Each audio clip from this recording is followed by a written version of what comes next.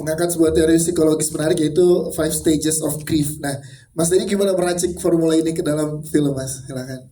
Sebenarnya saya coba bikin karakter yang ada stage of grief yang berbeda-beda gitu ya. Ketika frekuensinya lagi tidak sama, jadinya itu menjadi sebuah konflik gitu antara setiap karakternya gitu. Jadi kalau kita lihat di karakternya yang dimainkan sama Ine, Bima, sama Lukman dan semuanya gitu. Jadi they are in different stages of grief sebenarnya.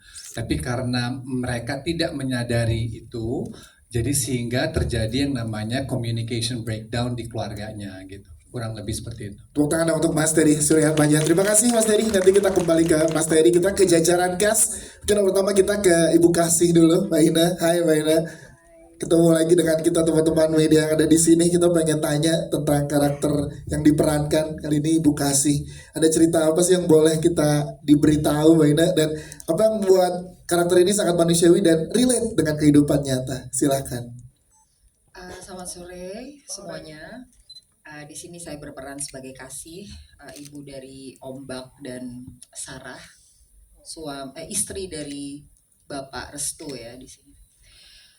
Yang pasti karakter Kasih ini seperti ibu pada umumnya, yang punya rasa sayang yang sangat besar kepada anak-anaknya dan keluarga.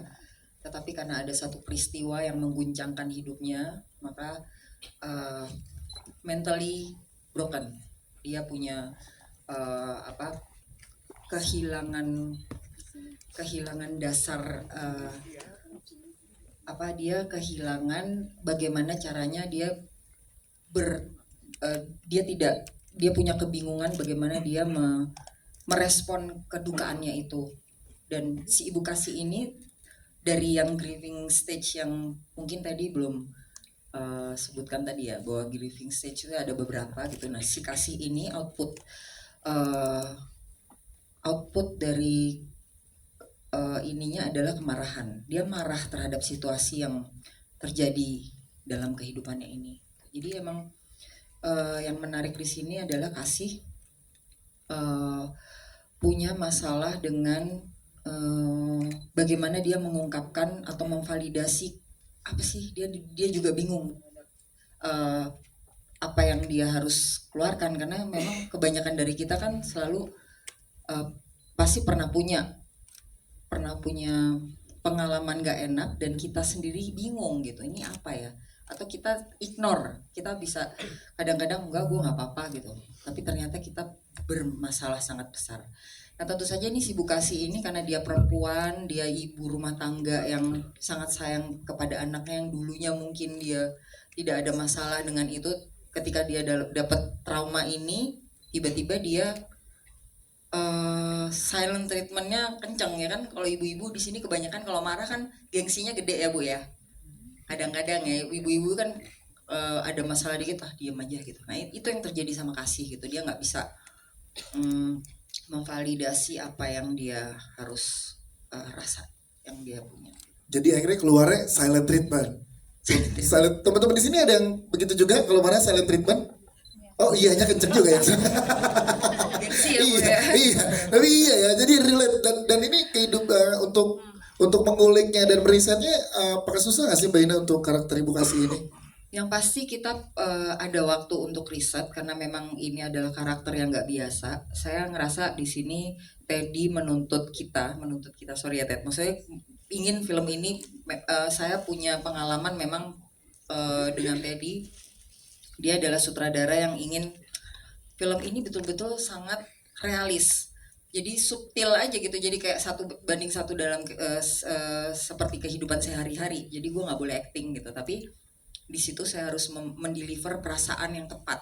Nah, itu yang sulit sih sebenarnya kan.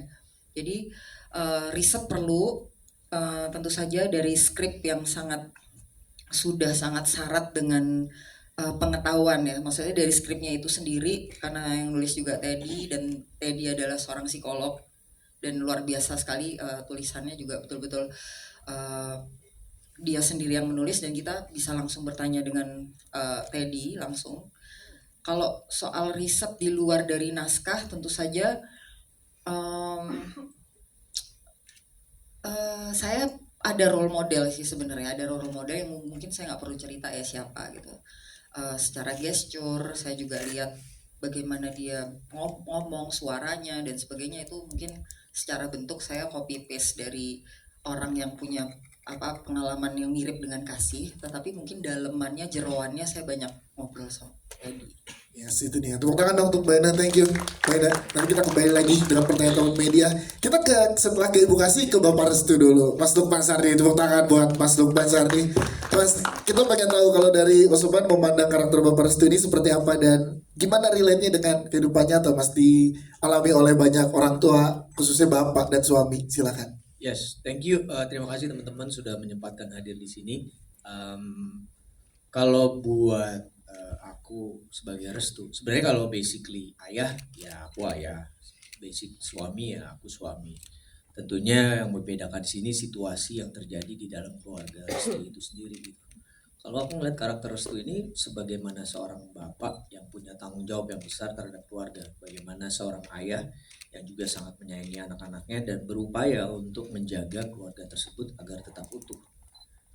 Ini kan sesuatu hal yang sangat basic kalau kita ngomong sebagai kepala keluarga ya. Tapi di sini tuh sebenarnya yang menjadi problemnya di sini adalah Restu itu kan juga orang yang terkena kehilangan dan trauma juga gitu. Tapi dia harus memposisikan bahwa dia ini kuat, dia ini bisa membawa keluarga ke arah yang lebih baik dalam situasi yang seperti ini. Ini yang jadi sedikit problem. Sedangkan dia sendiri sebenarnya belum selesai dengan rasa kehilangan dan traumanya. Sehingga apa yang dikomunikasikan dia upayakan untuk dia komunikasikan jadi nggak nyambung gitu ke anaknya, ke istrinya. Nah ini yang jadi problem. Dan dia nggak sadar juga bahwa setiap anggota keluarganya itu punya caranya sendiri atau perlu waktu untuk menyelesaikan. Dia tuh maunya tuh udah deh begini pasti bisa selesai. Kita harus begini gitu. Itu yang dilakukan Restu. Dan tapi di satu sisi dia juga denial sama perasaannya dia gitu. Kembali lagi karena dia merasa punya tanggung jawab yang besar terhadap keluarga ini gitu. Nah ini yang akhirnya membuat dia sulit untuk berkomunikasi. Jadi serba salah gitu posisinya. Tapi di balik itu dia juga bukan seorang ayah yang bisa langsung harus begini gitu, bukan tipe yang kayak gitu. Dia tuh sangat berhati-hati sekali. Bahkan kehati-hatian itu yang membuat semuanya bingung. Ya. Kehati-hatian itu membuatnya semua bingung. Dia masih bercanda lah soal apapun gitu sama Kasih. Padahal Kasih tuh harusnya lu nggak usah bercandain soal kayak gini gitu. Akhirnya dia tidak bisa memvalidasi perasaan-perasaan yang ada di anggota keluarganya. Dia cuma straight ya dia percaya bahwa masalah ini bisa diselesaikan secara klinis, tapi Kasih percaya bahwa ini dari sisi agama. Kan harusnya dia juga bisa bicara oke, kalau dari sisi klinis balik kepala keluarga ya. Kita coba yuk ngambil jalan tengah gitu. Kalau ini kan enggak gitu kan. Akhirnya ya masing-masing merasa Ombak merasa bapaknya nggak mengerti dia, nggak support dia. Kasih merasa ini suami gue juga nggak mensupport gue. Lo tanya dong sebenarnya apa yang gue rasain. Bukan akhirnya merasa bahwa umroh itu perlu buat lo gitu. Kalau ini kan jadi kesannya ini kan umroh buat lo supaya semua gue lakukan itu buat kalian bukan buat gue. Nah ini yang sebenarnya jadi hambatan yang terjadi di keluarga ini. Kalau tadi Ibu Kasih dengan silent treatmentnya, berarti kan Pak Restu di sini dengan sebenarnya soft spoken karakternya, tapi gagal komunikasi ya Mas. Iya, bego Mbak. I'm not just kidding gitu. Maksudnya bukan bego, ya namanya kita ya mungkin teman-teman juga ngerasain as a father gitu. Kita juga kadang-kadang juga nggak tahu harus ngapain gitu. Begitu ada problem. Tapi kita seakan-akan kita punya tanggung jawab sebagai kepala keluarga. Gue harus tahu dan harus bisa menyelesaikan. Padahal ya harus berupaya, tapi bukan berarti kita bisa melakukan itu semua. Itu aja sih. Mas Lukman Sardi, terima kasih Mas Lukman Sardi. Nanti kita kembali ke Mas Lukman, tapi kita ke Naura Hakim dulu sebagai Sarah di sini. Juga boleh pengen lebih kenal lagi teman-teman media di sini dengan Sarah. Boleh dijelaskan mungkin menurut kamu karakter Sarah, kamu memandang karakter Sarah seperti apa dan relate dengan kehidupan nyata itu seperti apa? Naura, silakan. Terima kasih Kak pertanyaannya. Selamat siang semuanya. Sebelumnya aku mau terima kasih kalian sudah nyempetin waktu kalian untuk datang ke sini. Aku mau perkenalkan diri, nama aku Naura Hakim dan mau menjawab pertanyaannya. Jujur aku ngerasa relate banget Naura Hakim dan Sarah ini karena di film Mungkin Kita Perlu Waktu, Sarah ini kan menjadi anak pertama dan dia tuh jatuhnya jadi kayak pilar keluarga, dia kayak perkat keluarga lah gitu, yang hold family-nya gitu. Nah, aku sebagai Naura Hakim, aku bukan anak pertama, tapi aku ngerasa aku menjadi pilar keluarga. Aku ngerasa aku harus bikin keluarga aku tuh selalu nyatu, karena keluarga aku tuh ada 7 orang, rame banget gitu. Jadi kadang mereka tuh maunya sendiri-sendiri, terus kalau ada apa-apa tuh selalu kayak mengasingkan eh, di kamar masing-masing gitu. Dan aku, karena aku sesayang itu sama keluarga, aku selalu kayak ayo bareng, ayo kita makan bareng, ayo kita nonton bareng gitu. Jadi aku tuh ngerasa aku relate banget sih Sarah sama Naura ini. Jadi pas aku dapet karakternya, aku ngerasa kayak ini relate banget gitu. Itu dia, tepuk tangan dong buat Naura. Thank you Naura.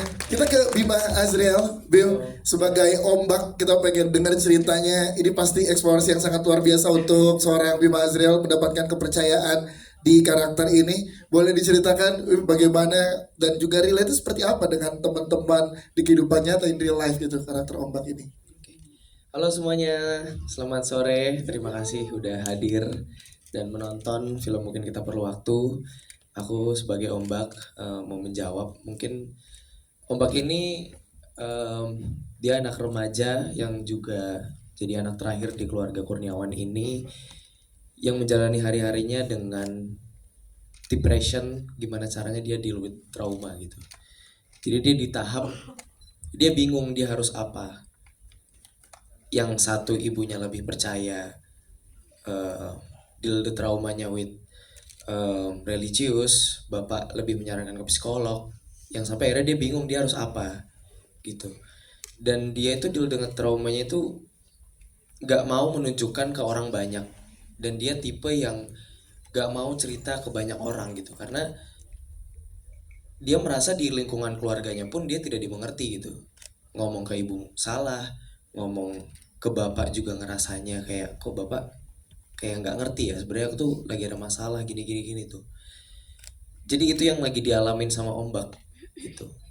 Dan yang menarik juga, Ombak ini sebenarnya apa ya, ketika dia sendirian dia mungkin bisa gila banget terhadap dirinya sendiri gitu, tapi dia nggak mau nunjukin itu ke orang banyak, ke orang-orang dia nggak mau.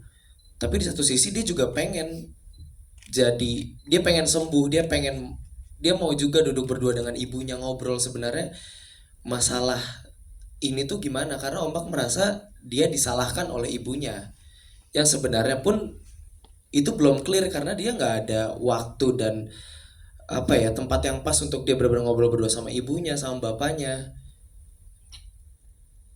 Itu yang sebenarnya apa ya, yang dialami sama Ombak gitu sih. Dan di sini kan memerankan Ombak punya masalah psikologis nih. Iya. Nah itu untuk seorang Bima Azriel gimana ngedalamin karakternya Bim? Kalau ngedalamin karakternya pasti awalnya aku coba untuk memahamin latar belakangnya dulu. Ombak itu hidupnya seperti apa dari kecil, terus apa yang dia alamin, terus juga pastinya baca skrip, bedah skrip, dan juga ngobrol banyak sama Mas Teddy. Dan pastinya aku juga riset lumayan banyak tentang apa yang dialamin Ombak, kenapa dia sampai seperti itu, dia melakukan ini dan itu. Terus juga aku lumayan observasi sama hal-hal yang ada di dekat aku aja dulu sih, dan ya yang paling dekat sama aku ya diri aku sendiri gitu. Jadi seberapa dekat aku karakternya dengan Ombak, kesamaan apa aku sama Ombak. Dan ternyata ketika aku melihat karakter Ombak ini nggak terlalu jauh dengan Bima aslinya gitu, meskipun leverage-nya dia berbeda dengan Ombak, cuman karakter Ombak ini sangat relate ke banyak orang dan termasuk aku gitu. Terus aku juga banyak nanya ke teman-teman yang ternyata ketika aku gali lebih dalam, ngobrol banyak, ternyata mereka semua punya traumanya masing-masing gitu. Meskipun di depan atau di aku tuh mereka nggak terlihat seperti orang yang punya trauma mendalam gitu. Jadi aku banyak belajar, bukan hanya sebagai aktor tapi sebagai manusia juga, untuk lebih berhati-hati. Dan ya kita nggak benar-benar tahu apa yang sebenarnya orang lain tuh lagi alamin gitu. Misalnya dia lagi bahagia di luar, terus ada juga yang lagi tenang, ada yang diam-diam mungkin introvert. Kita nggak bisa ngejudge orang itu karena kita nggak tahu apa yang dia alami, hidupnya seperti apa, latar belakangnya seperti apa gitu. Jadi aku banyak belajar untuk lebih apa ya, respect satu sama lain untuk menjaga omongan kita sesama orang, menjaga perilaku kita ke sesama orang gitu. Jadi dari karakter ini tuh aku banyak belajar sih. Yes, itu dia Bim Azriel. Terima kasih Bim. Kita ke Tisa Biani sebagai Alaika. Banyak banget yang sayang sama Alaika dengan ya keseruannya, keceriaannya. Namun tetap sama dengan karakter yang lainnya, punya trauma mendalam dan juga sangat luar biasa di sini. Gimana untuk seorang Tisa Santi percaya memerankan karakter Alaika? Risetnya, mendalaminya, silakan. Assalamualaikum warahmatullahi wabarakatuh. Selamat sore semua teman-teman wartawan dan semuanya yang sudah hadir. Sebelumnya aku mau berterima kasih banyak buat Om Lukman selaku produser dan juga Om Teddy sebagai sutradara dan para cast yang keren-keren banget di sini yang sudah mau bekerja sama-sama aku di sini, karena menurut aku film Mungkin Kita Perlu Waktu dan karakter Alaika sendiri sebenarnya adalah perwakilan orang-orang yang ada di sosial media. Kenapa aku bisa bilang gitu? Karena Alaika tuh jelas banget terlihat happy, terlihat ceria, terlihat hidupnya aman-aman aja, terus selalu mensupport orang yang mungkin sedang membutuhkan support, dan juga dia selalu menjadi penyelamat untuk sahabatnya, yaitu Ombak gitu. Jadi dia nggak mau melihat orang sedih. Tapi ternyata di balik semua itu dia punya masalah yang orang-orang lain tuh nggak tahu, yang mungkin berat sekali, tapi orang-orang lain tuh nggak nyangka gitu. Kok bisa Alaika yang happy, yang ceria itu, tapi dia ternyata punya masalah yang dia pendam gitu. Ya itu yang sering terjadi di sosial media gitu, dan relate banget. Kita selalu menunjukkan kesenangan, kebahagiaan kita, tapi kita nggak pernah tahu loh orang yang terlihat happy itu di dalam itu sebenarnya menyimpan apa sih gitu. Jadi aku ngerasa senang menjadi perwakilan Alaika. Semoga semua yang nonton bisa tersampaikan gitu apa yang ingin aku sampaikan. Yes, tapi tadi kalau teman-teman media dengar langsung ya, jadi Alaika untuk support selalu sahabatnya. Jadi Ombak cuma dianggap sahabat ya. Wah. Itu belum terjelaskan. Iya, belum terjelaskan ya. Tapi udah keburu ya gitu deh. HTS ya, HTS. Oke. Belum sempat diketemuin sama bapak ibunya juga. Iya. Jadi masih sahabat. Iya.